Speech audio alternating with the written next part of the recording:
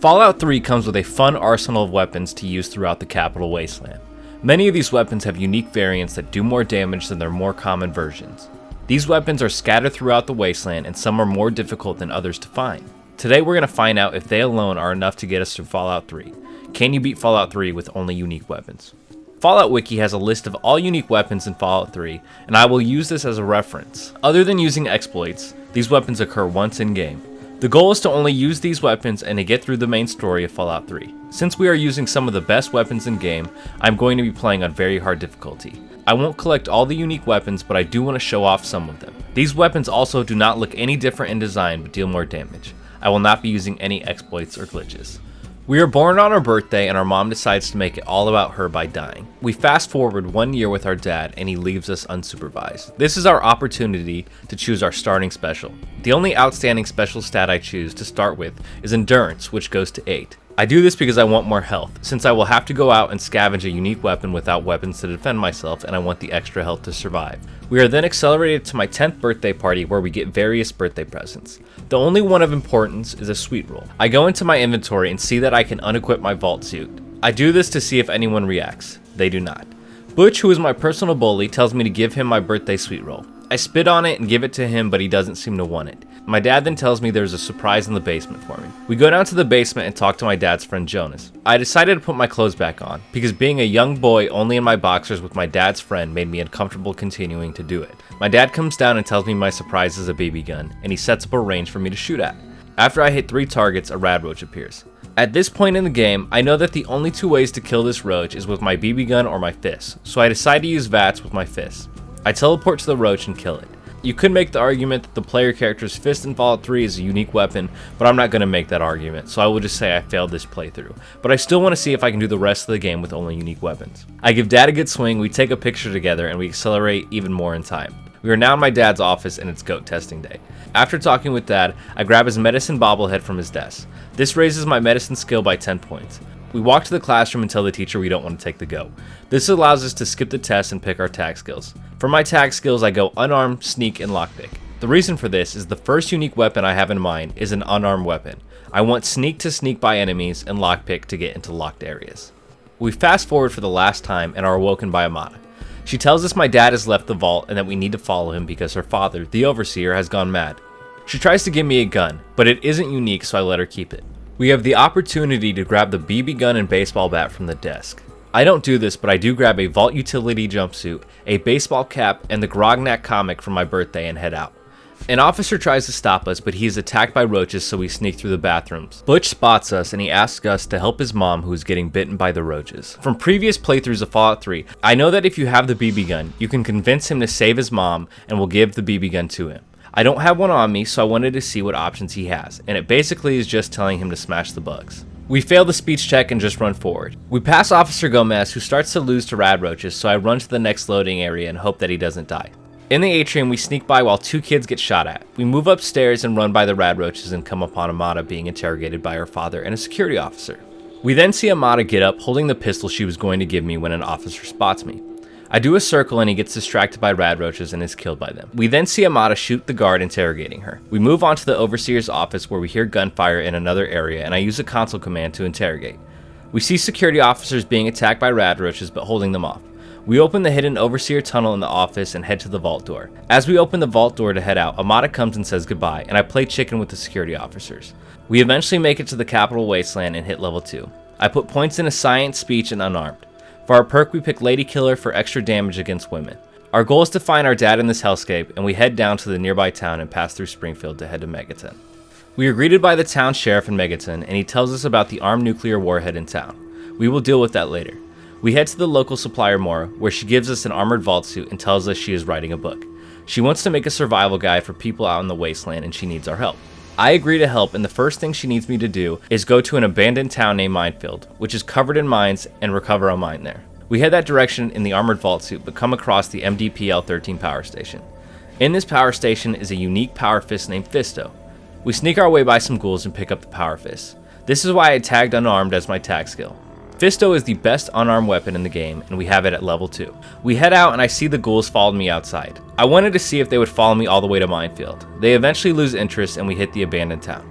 I defused a couple of mines while getting shot at by an old man with a sniper rifle. He doesn't cause me any harm, and then we head back to Megaton. In Megaton, we go back to Mora's and give her a recovered landmine, and she has more for us to do. She wants us now to get heavily irradiated for her, which we agree, and we grab the holotape related to the replicated man side quest in her room and start that quest. We next go to Moriarty's saloon and talk to the local whore. With our Ladykiller perk, she gives us the bar owner's terminal password. From this terminal, we find out that our dad headed towards a place called Galaxy News Radio, so that's where we will head to next. On our way out of town, we disarm the bomb in Megaton, and this boosts us to level 3. We put points into Sneak, Science, and Unarmed. Our perk is Intense Training for an extra point of agility. For disarming the bomb, we are given a home, which is a great way to heal up, and I use this frequently on my travels. Outside of Megaton, we head to a local metro since broken buildings are in our way of Galaxy News Radio. Since we disarmed the bomb in Megaton, we now have hitmen after us, and we find them at the Super Duper Mart. We kill them and get great combat armor and some ammo. We move towards the metro and die to some raiders near there. The second time around, we just head inside and don't worry about the raiders outside. We come across some old rats in the metro, and I kick one in the face. While technically not Fisto, my character does this because the power fist is equipped. We come across the lock gate with ghouls behind it, and with our VATS we teleport through the gate and kill the ghouls. We pick the lock gate and hit level 4. We pick lockpick and unarmed for our skills and educated as our perk. This gives us more skill points to spend each time we level up. We head through the rest of the metro, and once we leave, we come across the Brotherhood of Steel. They are here clearing out the super mutants near Galaxy News Radio. We join them on our journey, but I just sit back and watch as they kill all the mutants. I pick up all the ammo along the way. After clearing them all out, a behemoth comes out. This fight is supposed to be easy for new players because of the Fat Man and mini nukes in the area, but we can't use them. I wondered if a Brotherhood member would use it if it was on the ground, so I picked it up and dropped it in front of a Brotherhood knight. He picks it up but only uses one of the 8 mini nukes and switches back to his rifle. I get bold and end up getting killed by the massive mutant. We load back in and eventually the Brotherhood takes him out. With the mutants dead and GNR on our map, we fast travel to Megaton and repair our unique power fist. We fast travel back to Galaxy News Radio and head inside to talk to 3Doc. 3Doc is the disc jockey of the radio station and knows where Dad is. However, he won't tell me, a 19-year-old kid, where my dad is because his radio signal isn't as strong and he needs someone to fix it. So I guess that is us. What he needs for us to do is install a new satellite dish for his radio, which we can find in the Museum of Science downtown. We agreed to help him and head out. Out of the back door of GNR, we enter a metro station, which takes us to DuPont Circle. DuPont Circle houses a ton of raiders and some ghouls, and I take them out pretty easily with Fisto. I lured them one by one, instead of as a massive group. We enter another train tunnel and find a super mutant with his back to us. We sneak attack him and he goes down with one punch while boosting us to level 5. We put points into lockpick, small gun, sneak, and unarmed. Comprehension is our perk, and we read all our skill books, boosting several points up. Tunnels to the Museum of Science is filled with raiders and ghouls. Throughout the tunnel, there are several beds that I sleep in to restore health, so the enemies don't waste too many of our stim packs. We eventually make it to the National Mall, pass by the Museum of Science, and run to the Washington Monument controlled by the Brotherhood. The mall is overrun with super mutants, and there are very few safe areas for us here. From the monument, we head to the nearby Museum of History for the map marker and fast travel back to Megaton to sleep. After sleeping, we get highly irradiated for Mora and her book. When we go to see her, she removes all of our rads, but we have a strange side effect, which is a perk that has never benefited any one of my playthroughs. We agreed to do the last bit of the first chapter, which is scavenging food, and we have her repair our Fisto. We fast travel back to the Museum of History and head inside. We go to the lower halls, which is full of ghouls. We punch them a bunch and make it even deeper into the building. We can hear gunfire from turrets, so I try to let the turrets inside take care of the ghouls around. In this deep part of the building, we find the Lincoln Repeater. The Lincoln Repeater is a unique weapon and is the strongest single-shot weapon in Fallout 3. We fast travel to the Museum of Science and head inside. We kill the 2 super mutants near the entrance and begin the unmarked quest Jigs Loot. This quest has us roaming around the Museum of Science looking for terminals that a guy named Prime wrote in. If we can find them all and enter the right code sequence, we get a nice reward. While doing this quest, we are also looking for a satellite dish for 3Doc. This museum is filled with super mutants and we find some stealth boys. We use a stealth boy and grab the dish that's needed. While invisible, we switch back to Fisto and do sneak attacks and VATS on the super mutants, instantly killing them. We find the last terminal needed and finish Jigs Loot. This rewards us with a nice stash of caps, but also a weapon we will grab later. We head to the Washington Monument and take the elevator up. We install the lunar dish and head back to 3Doc. With his radio being more efficient, he tells us our dad has gone to a beached aircraft carrier named Rivet City, and we should head there to find him.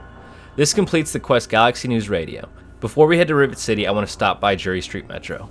In the diner there, we see a dead body. This dead body is Prime, and on him we find the Zhuanglong Chinese Assault Rifle, which is a unique Chinese assault rifle. This rifle has the highest damage of the automatic family and is a rifle I consistently like to find and use on my Fallout 3 playthroughs. From Jury Street Metro, I decide to skip over the Rivet City part of the main quest and head straight for Vault 112.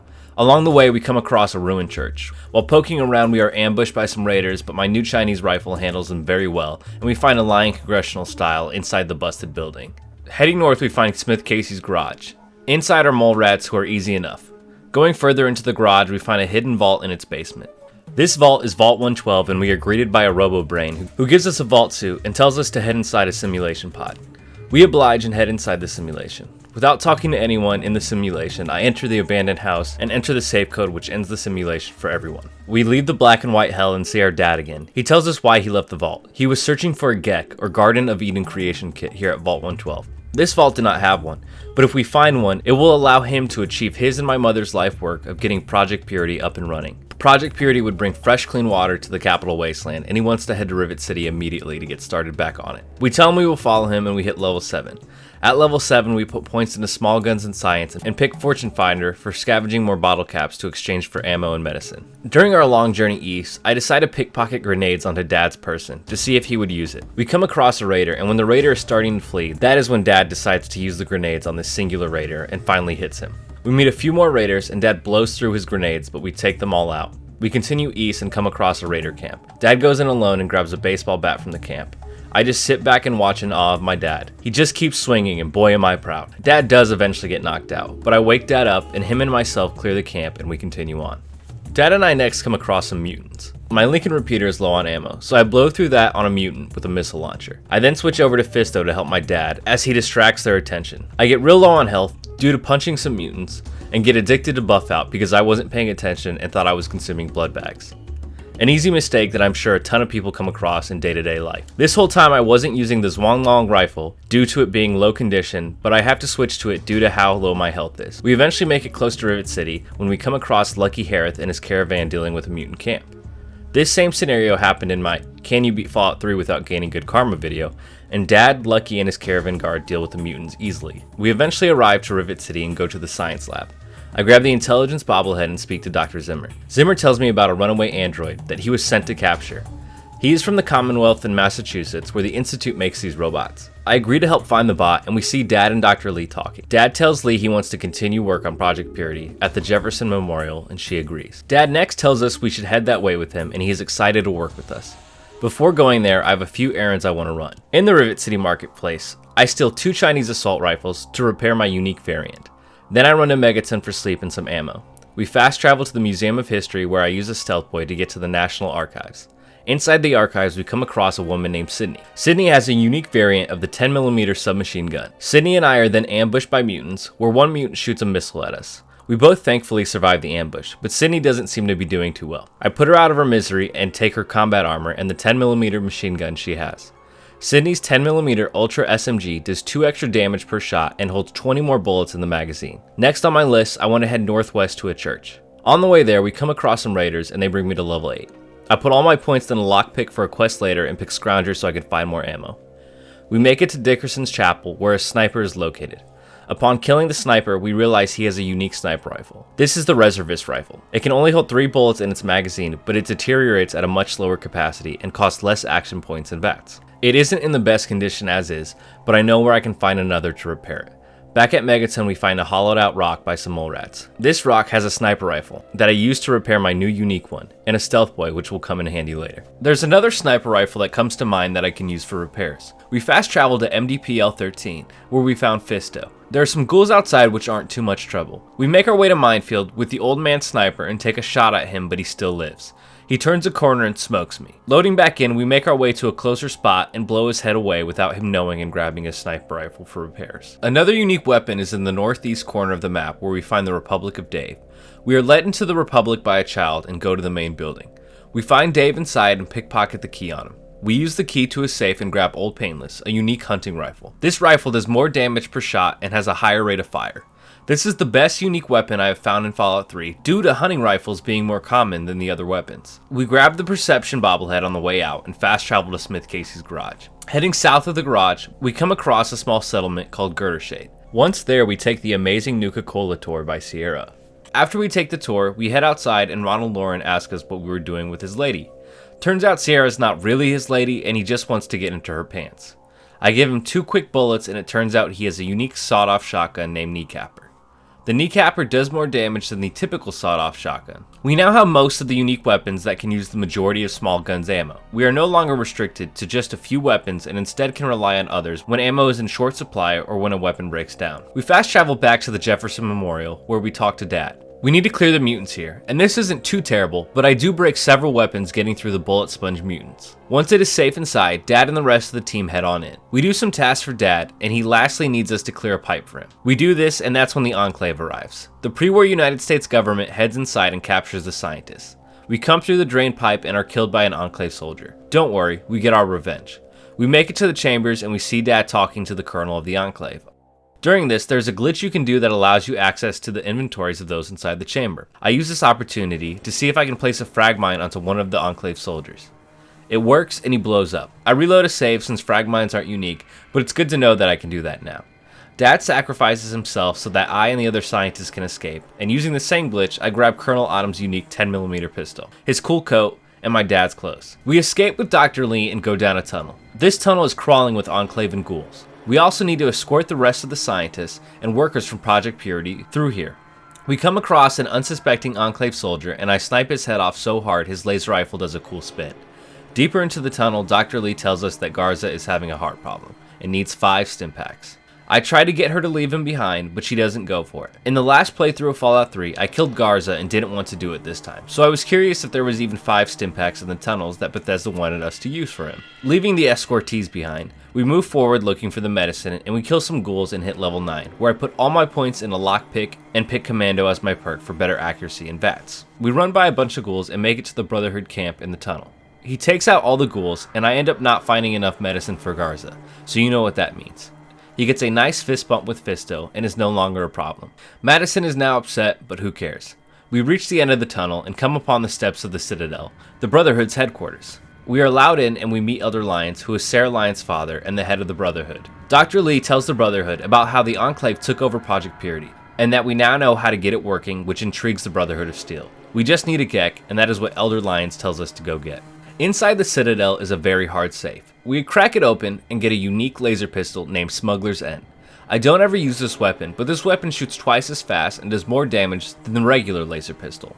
While on this side of the camp, we read the Vault-Tec terminal and find out that the Gek is located in Vault 87. We need to talk to a Brotherhood scribe and ask where the vault is located. We find out from him that the area surrounding the vault is heavily irradiated. To get into it, we need to go through a cavern that is attached to the vault named Little Lamplight. We will do this eventually, but I have some other weapons I would like to get first.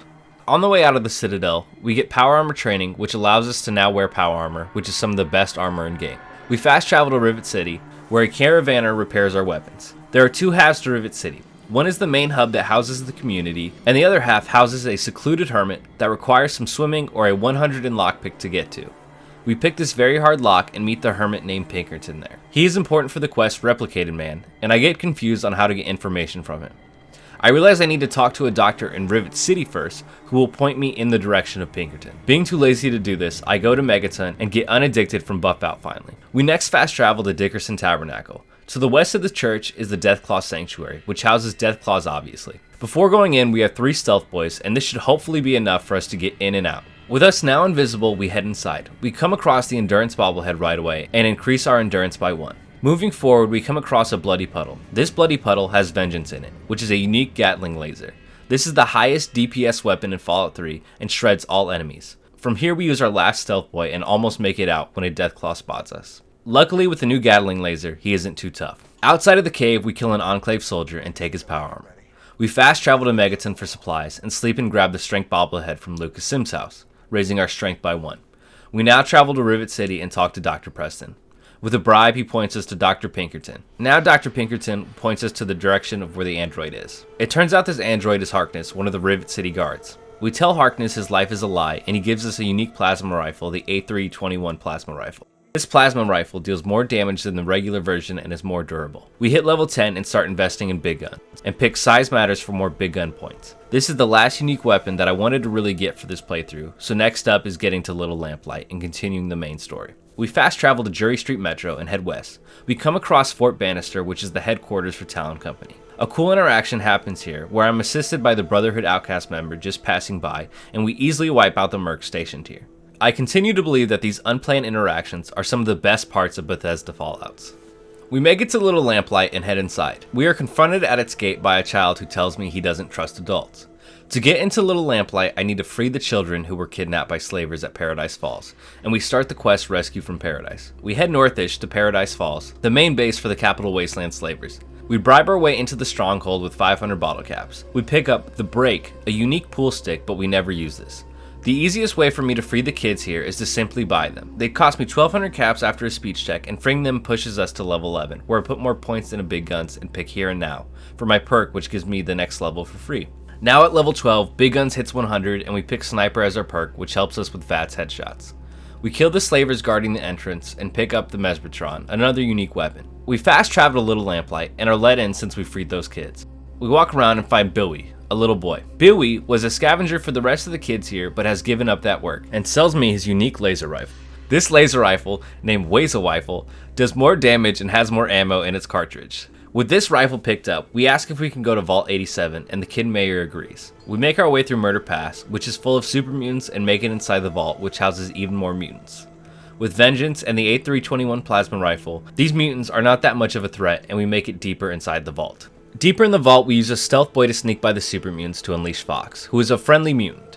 One catches us, but we put him down and we hit level 13 and put points into energy weapons and pick Silent Running as our perk, which makes our steps silent. We continue and free Fox, who is a monster of a partner. If you look at his equipment, you can grab his unique super sledge, Fox Super Sledge. If we talked to Fox before freeing him, he would have made a deal with us that if freed, he would help us get the Gek. We make our way through the vault, taking out mutants, and make it to where the Gek is stored. This area is heavily irradiated, and Fox goes alone to grab the case. He brings it back, and we head out of the vault. On our way out, we are captured by the Enclave. We pass out and wake up at Raven Rock, where Colonel Autumn is interrogating us for the code to Project Purity. We don't tell the Colonel, and the President of the Enclave stops his interrogation.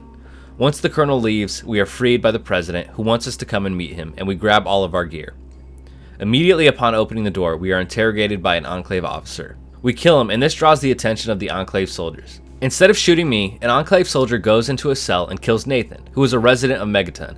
I actually felt sad at this moment, because Nathan did nothing wrong, but oh well. Continuing, we kill more Enclave and hit level 14. Energy Weapons gets more points, and we pick Life Giver as our perk for more health. We come across the office of Colonel Autumn, and find the Energy Bobblehead, raising our Energy Weapon skill by 10. We meet President Eden, who turns out to be an AI. Using our science skill of like 32, we get this complex AI system that is supposed to imitate the highest office of the United States to self-destruct, and we escape Raven Rock. We fast travel back to the Brotherhood at the Citadel, where we inform them that the Enclave is going to start up Project Purity, now that they have the Gek. We must storm the Jefferson Memorial now with the help of the Brotherhood. The Brotherhood activates their giant robot, Liberty Prime, and he storms his way to Project Purity. During this, a paladin in the Brotherhood named Kodiak has a missile launcher and blows up a teammate. After this, he shoots me once with his rocket, doing some serious damage. He is on his last point of health, and I really want to see him take himself out, but he never does. While I'm messing around with Kodiak, Liberty Prime clears out the rest of the Enclave, and we make our way to Project Purity, where we head inside with Sarah Lyons. We wipe out the Enclave in there and head to the main console. We kill Autumn without talking to him, and now I must choose if I sacrifice myself to start up Project Purity, or if Sarah should go in. I decide to be noble and go inside. Instead of starting the console up right away, I make sure an Enclave scientist isn't faking. Once I know he's gone for sure, I enter the code and do not beat Fallout 3 using only unique weapons. Overall, this playthrough was fun, but I never felt super powerful until I had Vengeance and the 8321 plasma rifle. All the enemies up until that point felt bullet spongy, and I think that's just a balance issue in this game. Also, the fact that the unique weapons look exactly like their less special counterparts, it takes a little bit away from the uniqueness of these weapons. I also hate to say that I failed this challenge because of an unavoidable rad roach during the tutorial, but it's not the end of the world. What did you guys think of this playthrough? Did I show you a weapon that you never knew about? Let me know in the comments down below. You should also check out my last Fallout playthrough, in which I see if New Vegas can be beat with just the courier stash. To see more videos like this, please like, share, and subscribe. Thank you guys for watching, and I hope you have a great day.